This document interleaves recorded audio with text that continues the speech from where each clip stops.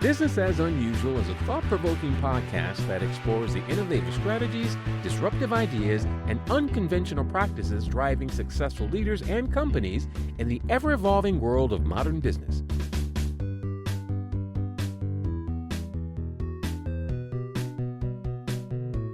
Subscribe, comment, and share for weekly inspiration with our host, Aicila. Hi, welcome to Business as Unusual. Today, I am very excited to introduce Lilian Zenzi, indie author and third guest of the third season. Welcome to the show. Thank you so much. I'm glad to be here.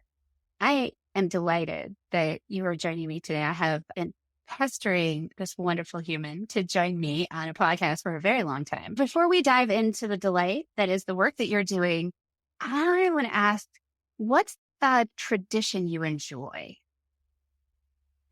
Well, since we're still in sort of New Year season, my favorite holiday tradition is our family New Year's Eve. We have our local NPR station plays Beethoven's symphonies in order from 6 p.m. until midnight on New Year's Eve, ending with the Ode to Joy of Midnight. And what we do is we get fancy cheese plate together and have sort of easy snacks and play board games and do puzzles all evening until New Year's. It has become my absolute favorite way to turn over the year. That really sounds so lovely. And cheese plate. Yeah. So when I was in high school, I was an exchange student in Germany, and my host family were musicians, and they actually did a political campaign to try and make the Ode to Joy the new German national anthem. So, I love that. Yeah, they were on the radio a lot and talking about why they thought, because there's a part of their national anthem they're not even allowed to sing anymore. It's illegal. Right. And so they were saying, this is such a beautiful song. It's written by a German composer, and it shows a way to be in the German spirit that's fully embraceable. So I thought that was such a beautiful thing. At any rate, so can you tell people a little bit about, I usually say business, and I feel like this is also artistic endeavor business. So however you want to just, talk about that. I am an independent author of queer science fiction, fantasy, and romance. What that means is that I not only write the books, but I do all of production and publishing work myself. Not entirely alone. I hire and trade work with a number of artists and editors and marketing professionals to help produce my work. And it is very much, there are two sides to the work. One is the creative, artistic side, and the other is very much a business. Mm-hmm. I mean, novels pay a lot, so I can see that. Oh, we can hope. Yeah, I've not met very many writers. I've met many authors, and I have yet to meet one that's in it for the money. And so that's it's a passion endeavor, even when it's your business. Absolutely. If you are in it only for the money, you don't last very long. There's sort of a series of rude awakenings that get you pretty quickly, I think. Yeah. So what does success look like to you then? Well, I feel like I should preface this by saying Spark and Tether is my first novel, and everything I told myself with at least the first book, everything is an experiment. Mm-hmm. There's my expectations are very open for this book, in that I am not necessarily committed to any particular path or process. I am just trying to see what will work for this book at this time. Mm-hmm. And for me. So right now, what success looks like is finding answers to those questions and finding my readers, connecting with people who are looking for the same kinds of stories that I want to tell, producing work that is meaningful to me in ways that feel sustainable. One of the challenges of being an author of any kind is there's this big pressure to produce more, faster, bigger, and sell more and sell harder and just keep increasing and growing. And a lot of the pieces of that particular puzzle are just completely outside of your control. Mm-hmm. So one of the things that I am focusing on is keeping my process, whether that's the artistic side or the business side, sustainable for me personally. Meaning I turn my devices off and I go have a life outside of them regularly Mm-hmm. and on a schedule and in a way that keeps me functioning. And I think for any, honestly, creative entrepreneur, solopreneur, that is a hard one and significantly important lesson to take in, that the more you love something, the easier it is to let it run your life in a way that is not sustainable, that takes away that which allows you to generate whatever that is. So props, super big props, because that is thank you. I think, I don't know. I do business development with a lot of small businesses, passionate people. And I feel like I'm honestly not great at it always because I love what I do so much. And like, you don't say, I hate to, and I want to make so I was privileged to read the advanced copy of Spark and Tether. No spoilers here, but highly recommend. And I also read your first novella, which was an ebook only.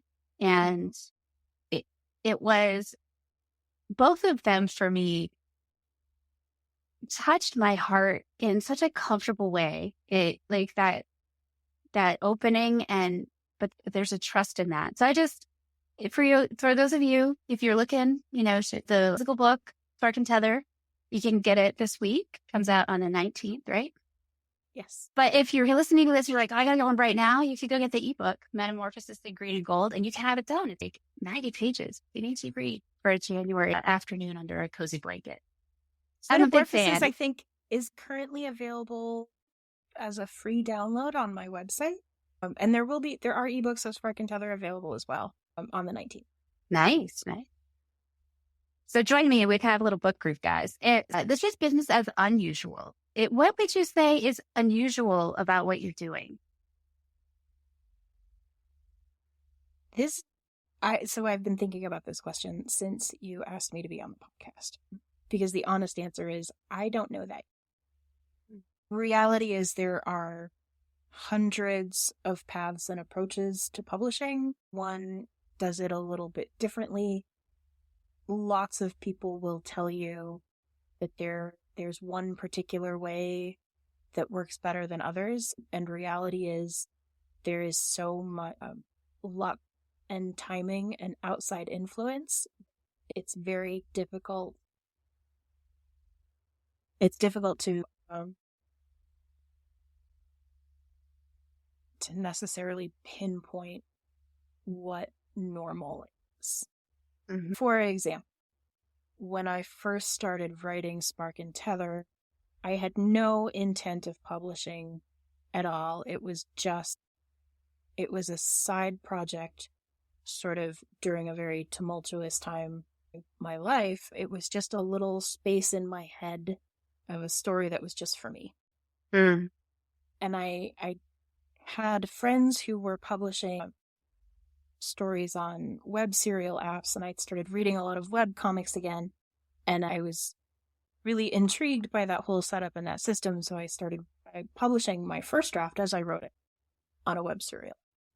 And I learned very quickly that I actually really loved having readers involved and engaged in the story early in the process, which was not something I had ever done before. Previously, I would hold work very close and not share until I was very confident that it was done and ready to go out in the world.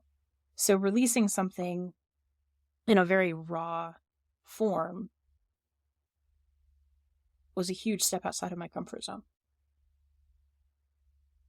And I realized near the end of that process that I was actually committed to this book and this story and turning it into a real novel, so to speak, which is where a lot of the real work started. That's not a particularly unusual path. Lots of people have Mm-hmm. independent publishing, doing my own production work, etc. There are thousands of people doing it. I think where we start to see real change is actually in those numbers. It's not necessarily what I as an individual am doing, but when there are thousands of authors selling direct to readers and thousands of authors hiring their own editors and artists, we see shifts away from corporate production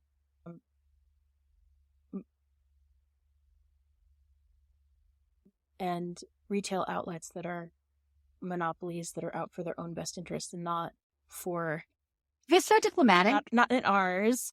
Trying not to name names, but we all know who we're talking about. And as an example of what that difference looks like is if 100 people buy a copy of a book from big online retailer has largely monopolized the market. That results in a very small amount of money going back to the author, and it is nothing to that retailer. It doesn't actually change their numbers in a significant way. If 100 people buy a book directly from an author from their website, and for my book, that would fund most of the art and production costs for the next book. It's an enormous change in my bottom line. Mm-hmm. And the more that we're able to work that way, the more that we're able to shift readers from buying from Amazon to buying directly from us, the more we're able to fund ourselves. Mm-hmm. And one at a time is the way that we make that change. Yeah. And that's a lot of the sort of business development groups that I'm a part of that are invested in this concept of shifting business. One of the things that we talk about from a practical and philosophical standpoint is that if we want things to change, it has to be that slow one-to-one, because becoming a behemoth to fight the behemoth does not actually work. Right. And so those of us who are invested in this different way are both unlikely and also sort of against becoming a behemoth, which means that it's our collective action that creates that shift. And it's not as dramatic. And I think that's one of the things that, and I'll say that I find that was reflected in the stories you tell, that it's not this dramatic, high, shoot 'em up, actiony, grand gesture kind of storytelling. And it's not that kind of change. It's more of the slow, steady, day to day. What's the opposite of a grand gesture? Mundane kindness. I love that. I love that. I might borrow that. You are welcome to. Well, but and it's harder, right? Like, that's the old saying, a lot of people are willing to die for a cause, but are you really willing to live for it? Because it takes so much more to do. It's actually very intentional. One of the things that I start with when I sit down to start a new story, try to distill the rules of the world I'm working in to their simplest pieces.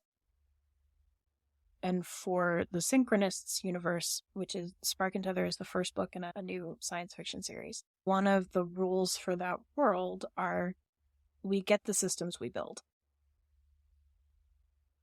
And so there's nothing in that storytelling universe that is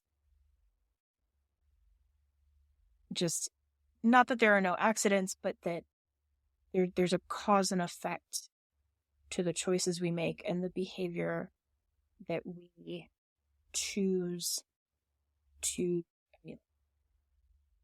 Can you draw an example in some way Is that interesting? I think I understand what you mean when you say we get the systems we build. Is there a way that you can demonstrate what that doesn't look like or what it does look like? Like in the book or in the here and now? Both? Either? So, it just caught my attention and I can't quite conceptualize it. And I'd like to have a little bit more grounding in it. So one of the things that I was thinking about as I wrote this, being where we are, late stage capitalism, and the way that the structures we have around social support networks or the lack thereof are things that were intentionally created or destroyed to serve a very particular set of people. Mm. So in the book, in constructing that universe, one of the questions I kept asking myself is that if we actually set up a system of supports, how does that change things? If people aren't worried about where their next meal comes from, if they're not worried about how they're going to pay the rent, if we're not worried about access to healthcare, if those things are truly considered basic fundamental human rights and get addressed before anything else, what could those worlds look like? And then we don't get any of that if we don't build it. Right. And that is not built by individuals. Right. One of the things that I've talked about with other creative entrepreneurs and authors, I think, is that in order to create a different world, a different way of doing things, we have to imagine it. And so it's one of the things that I really appreciate about the artistic endeavor is the ways in which it can give us a chance to see what would it look like if we had a world in which people weren't scared all the time. How would they behave? What would they choose? And how would that affect your day to day? It becomes important. I've loved D&D. So for everybody who thinks I'm serious, I'm mostly serious. And a lot of times your backstory when you create your character is all about trauma. And the last long campaign I played, I decided to create a character whose entire backstory was that they were loved, accepted, and fully supported by their family. They came from just this 100% human. I mean, let's be clear, they fought with their sisters or whatever, but the basics were just there. And then how does that contribute to the risks they're willing to take or the ways they do and don't trust people, the expectations they have of the universe? And it was a really fun exercise to see the ways in which I felt that would show up in the world. And sometimes the other players would be like, why are you doing that? And I said, well, I don't think it's a good idea, but she totally does. Because she's not that suspicious. She's not that, but she's not like instinctively suspicious in certain ways. It's kind of a fun exercise. So I love that. I appreciate that you made a world where that is sort of an expectation, because I love playing a character on that as a family expectation. I'd love to see a world. It sounds much more sophisticated when I talk about it now. At the time, what it often looked like was something would distress or annoy me in day-to-day life, and I would decide it didn't exist in the book. So it's like, that's it. If it irritated me, it was out, right? And that shows up in little ways of this, and this is mostly, not a lot of this is actually on the page. It's sort of like background in the universe, but things like there's a minor side character who uses mobility aids and switches between different types of mobility aids depending on her need at the moment. And they're just available in public spaces or sports stations, or they're just like, things are freely available in case people need them. Mm. It's not discussed. It's not a focus of the plot in any way, shape, or form. They're just there. And then there's an other piece where character. People communicate often by implants, which makes it very difficult to lose your phone if it's, actually I like that. physically connected to you. Right. But one of the other things those implants are able to do is to manage sensory stresses. Mhm. So characters can change, both adjust their environment, but also adjust their internal experiences of the environment to keep themselves happy and comfortable. Mhm. And again, it's not something that's a major point of the book in any way. It's just, I don't like crowds. I don't like having to be in crowds. And I had a day where I was like, I just need something a little bit better than the noise canceling headphones to like deal with this level of noise and activity around me, Mhm. kind of thing. Well, and that's imagining that world. I do think it gives us a possibility, right? I was looking at a list of, someone has those like 29 cool things to buy. And I don't know why it gets the QVC and one of the things, there were 2 or 3 things that I remember as a kid seeing in shows. Like they have a little portable translator. It's essentially a universal translator, like from Douglas Adams or Star Trek. And you can also do it on your phone, but this one's like verbal. I was like, wow, like when I was a kid, that was science fiction. And now it's science fact and it's available to buy for $29.99 or something like that.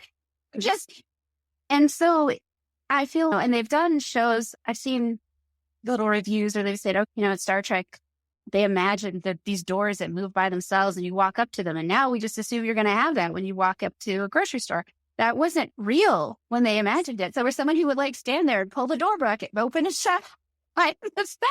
And that to me, it's that the power of imagining that possibility. And then someone decides that they want to see what they can do. And even if they don't get to that, there's going to be something new that allows us hopefully to connect, function to the world with more ease and opportunity. So I love that, mobility aids. And I love the idea of being able to filter things a little bit more instinctively to make it so that folks can engage in life and out without having to be quite as overly conscious of all the impacts on them and others. Because there's so many different ways of being. Even if you are quite thoughtful, you may or may not know that something you're doing has a huge impact on somebody else. And especially if you're just walking past somebody, you're not necessarily ever going to find out. So I love that.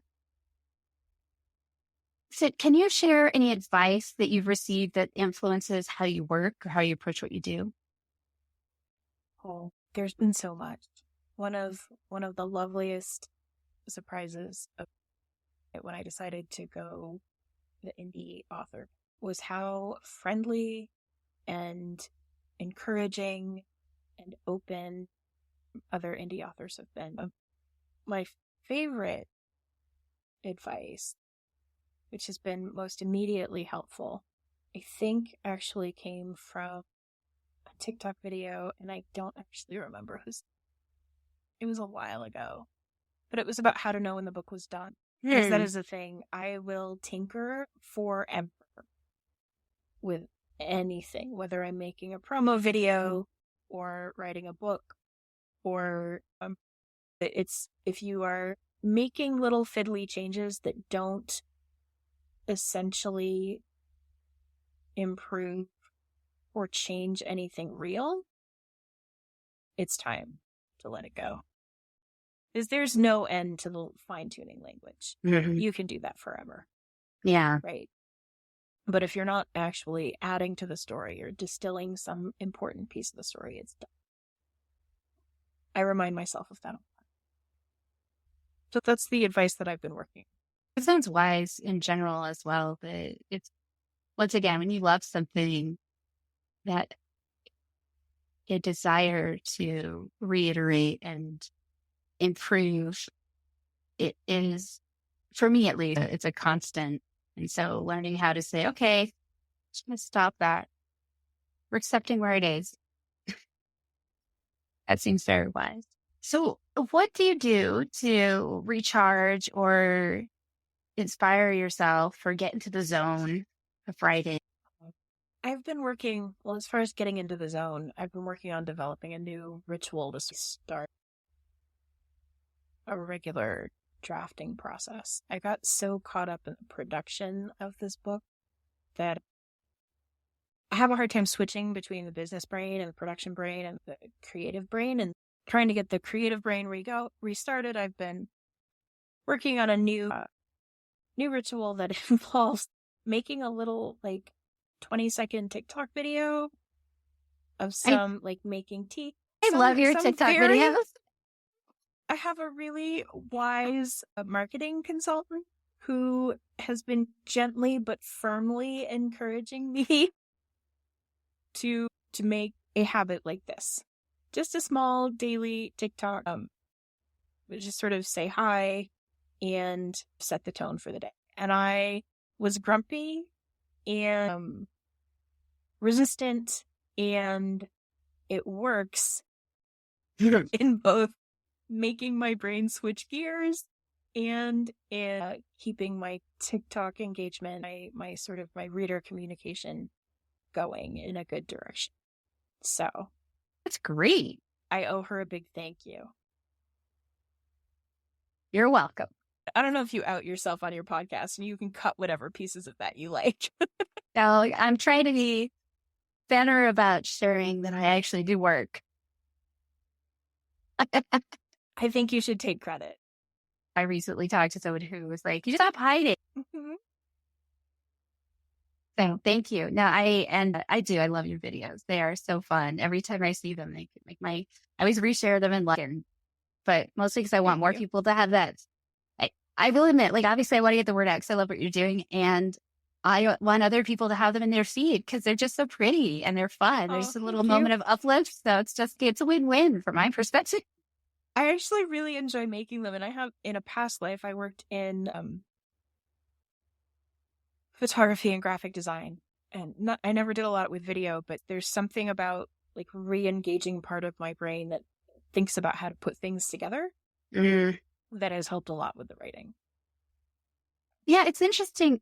One of the things that I will encourage people to do, and I was thinking about it this morning, is that whatever you do in life, I don't know how to describe this, but as people get success, a lot of times they stop doing some of the tasks or the mundane things, or someone might be really good in their industry and then become a teacher or a speaker.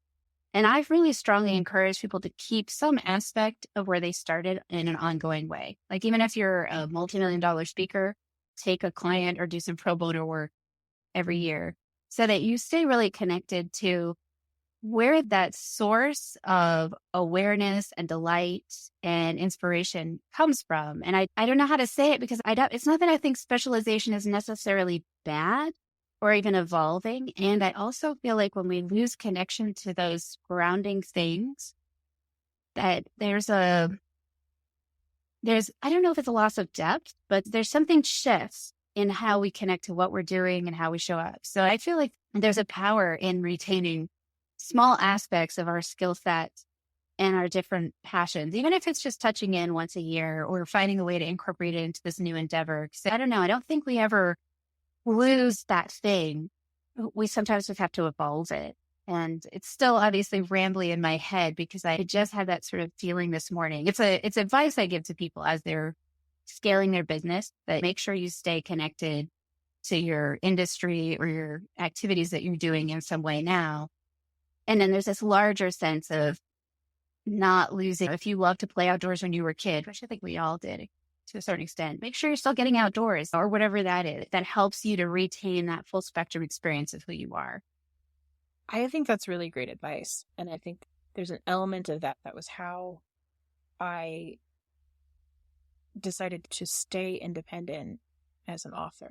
And that I spent a long time thinking, Gosh, that seems like an awful lot of work. I think I would rather go with a publisher who can manage all the things. And then I realized as time went on that the parts of the process I was most concerned about were things I had actually done in some capacity, both in publishing and in other industries.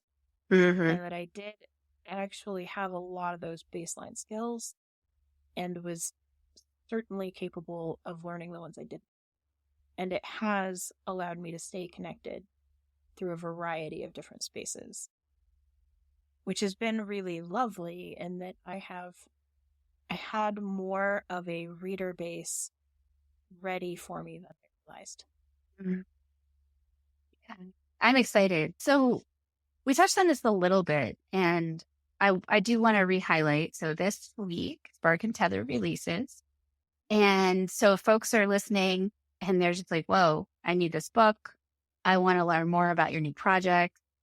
Can you share a little bit about how they get connected to you on your list, pre-order the book, or I guess order it this week, whatever, all of those things, the commercial piece that we have to share. And frankly, I know people are going to want, and I'll also put stuff in the show notes, guys, but.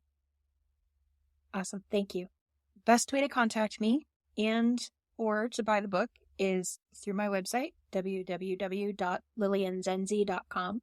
I'm sure that Aicila will put a link in the notes for us. I am on several different types of social media. TikTok and Instagram are my favorites, but I am also on Threads and Blue Sky. I am happy to chat anywhere.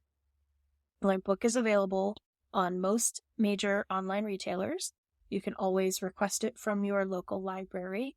They do absolutely have access to the book through Overdrive or Libby and through their distributors. And supporting your libraries is a great way to support all of us. That's great. Thank you so much. Thank you so much for having me. This was fun. This was my first podcast recording ever, and I was very nervous, but you were absolutely lovely. I'm so glad. Thank you for joining me, and thanks everybody for listening, and I'll talk to you soon. Bye. Bye-bye.